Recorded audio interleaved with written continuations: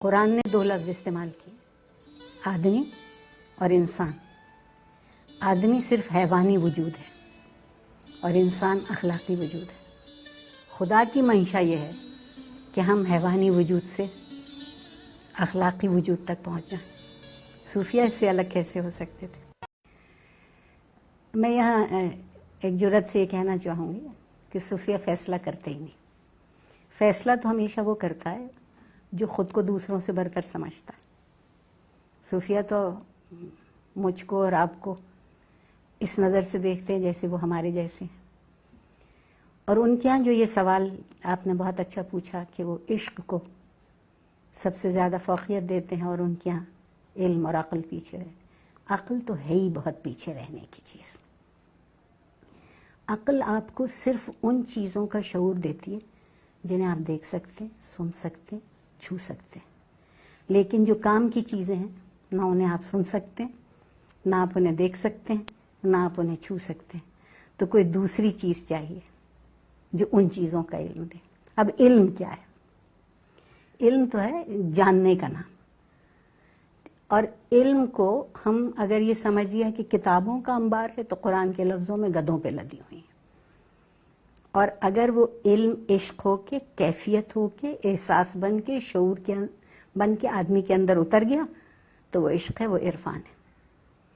اور کوئی عقل اور کوئی علم جو عرفان کے لیے راستہ نہ بنے وہ بیکار ہے۔ اس لیے صوفیہ کے ہاں عقل بھی کمتر اور علم اکثر پیچھے رہ جاتا ہے۔ کس طرح کہ انسان کا احساس علم کی اس سطح پہ پہنچتا ہے جسے آپ ادراک کہتے ہیں، جسے آپ وجدان کہتے ہیں۔ تو جب علم وجدان کی سطح پہ پہنچ جائے تو وہ عشق کی بدولت میں اثر ہوتا ہے۔ خالی علم صرف دلیل اور استدلال کا نہیں ہوتا۔ اصل علم وہ ہے جس میں آپ کا احساس اور ایک تجربے کا احترام شامل ہو۔ آپ دیکھیے قرآن کی ساری دلیل کہانی سے ہے، اور کہانیاں کیا ہیں؟ پچھلوں کے تجربوں کا ذکر، اور وہ تجربے جو بہتر تجربے تھے ان کو تعظیم اور تکریم کے ساتھ بیان کیا ہے۔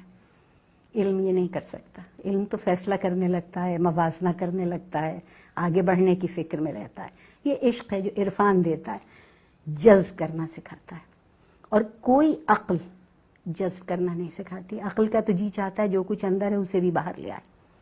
عرفان جو ہے وہ بہت کمال کی چیز ہے، باہر کی دنیا کو اپنے اندر اتار لیتا ہے، اور جب وہ باہر کی دنیا کو اپنے اندر اتارتا ہے اور پھر باہر کی دنیا کو دیکھتا ہے تو وہ دنیا دوسری ہوتی ہے۔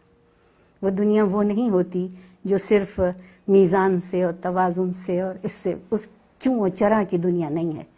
وہ دنیا اس میں حساب و کتاب بھی نہیں ہے کہ دو میرے ہیں دو تمہارے، نہیں، میرا کچھ بھی نہیں ہے اور سب کچھ تمہارا ہے۔ سب کچھ دے کے جو ملتا ہے وہ سب کچھ لے کے نہیں ملتا۔ اسی لیے جن کے پاس آج بہت ہے وہ خالی ہیں، اور وہ لوگ جو صاحب دل ہیں اور جن کے پاس گننے کو کچھ نہیں ہے مگر دینے کو بے حساب ہے۔